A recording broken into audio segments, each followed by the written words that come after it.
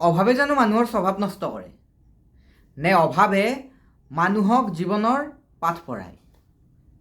নে অভাৱে মানুহক জীৱনৰ যিকোনো পৰিস্থিতিৰ লগত চলিব শিকায় আজি কেইদিনমান আগতে মই এখন মিঠাইৰ দোকানত মিঠাই কিনি আছিলোঁ এনেতে মোৰ চকু এযোৰ বাপেক পুতেকৰ ওপৰত পৰিল পিন্ধনত তেনেই সাধাৰণ কাপোৰ পিন্ধি আছে আৰু দেখিলে গম পোৱা যায় যে সিহঁতৰ আৰ্থিক অৱস্থা ইমান এটা ঠিক নহয় কিছু সময় ৰখি তেওঁলোকৰ মই কথাখিনি শুনিলোঁ আৰু কথাখিনি শুনি গম পালোঁ যে ল'ৰাটোৰ আজি জন্মদিন ঘৰত সৰুকৈ জন্মদিন উদযাপন কৰিব সেইটোৰ কাৰণে অলপ মিঠাই চিঠাই কিনিব আহিছে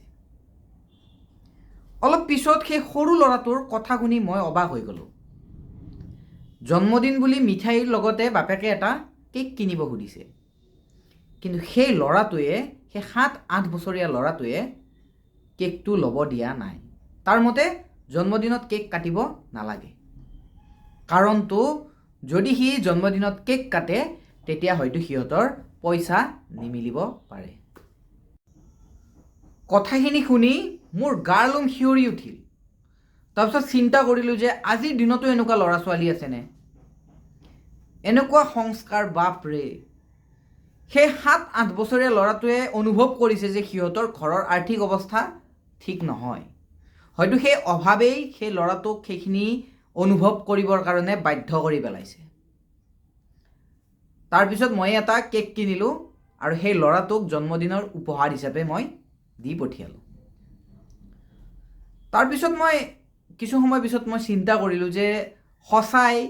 অভাৱে মানুহৰ স্বভাৱ নষ্ট কৰেনে নিশ্চয় তেনেকুৱা নহয়